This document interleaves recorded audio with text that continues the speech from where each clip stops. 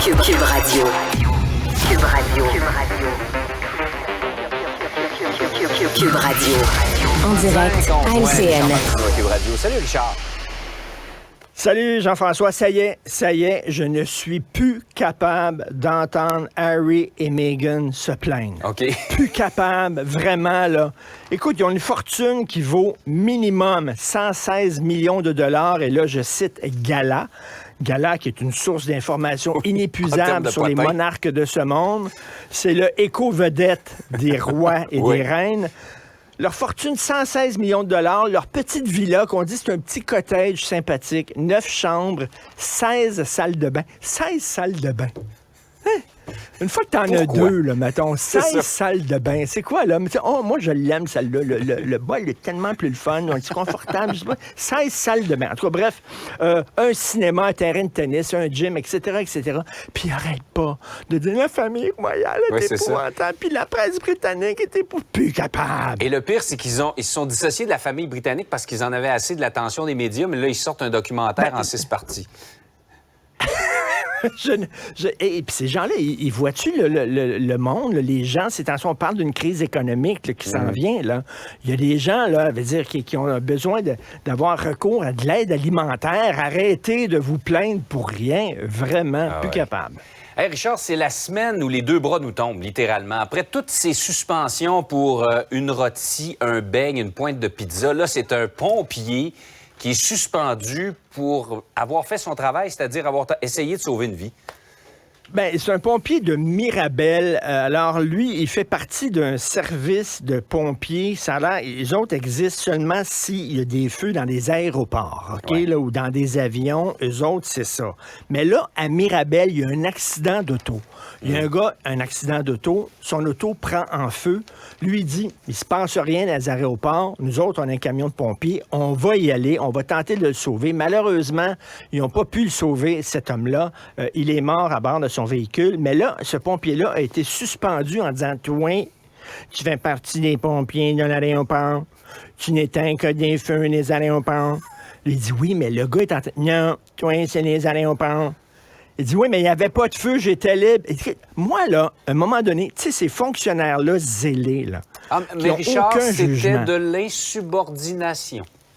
Écoute, moi, il y a un moment donné, il y a un de ces fonctionnaires zélés-là qui va, quand ils vont mourir, là, je ne souhaite pas leur mort, mais quand il y en a un qui est mort, là, je veux qu'on aille voir dans le cerveau de ces gens-là, qu'est-ce qui se passe. Il y a peut-être des fils qui... C'est une question de nerfs qui se touchent pas, je sais pas, le circuit est mal fait. Je veux savoir, ces fonctionnaires-là, qu'est-ce qui se passe dans leur cerveau pour ne pas avoir de jugement comme ça. Le gars, il était suspendu pour pouvoir, pour avoir fait sauver son la vie travail. de quelqu'un.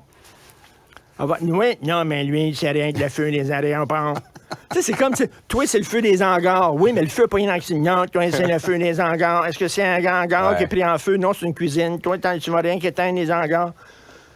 C'est vraiment, là, on regarde ça, puis les bras nous tombent. Ouais. Alors, voilà. Et tu as vu une infirmière dans Le Devoir aujourd'hui, une infirmière qui dit qu'elle a fait 22 heures d'heures supplémentaires obligatoires en une semaine. Incroyable. 22 heures. Et là, elle dit, pendant ce temps-là, alors qu'on travaille comme des fous, on suspend des gens pour avoir mangé une pizza, avoir l'idée de vouloir boire un jus. Ça n'a aucun sens, vraiment. Payant 22 heures de temps supplémentaire dans une semaine, mais taxant sur la santé et le moral également. Il ne faut jamais oublier ça. Tout à fait. Qu'est-ce que tu penses de ça, Richard, le projet du ministre Dubé d'envoyer des fausses factures pour nous montrer combien nos services de santé nous coûtent? Ben oui, José Legault écrit là-dessus une excellente chronique dans le Journal de Montréal aujourd'hui. Alors, on dit, ben tu sais, on veut vous montrer là, que grâce au gouvernement du Québec, là, ça aurait pu vous coûter 18 000 $ faire changer vos hanches. Mais grâce au gouvernement du Québec et à l'État québécois, ça va rien vous coûter. C'est fantastique.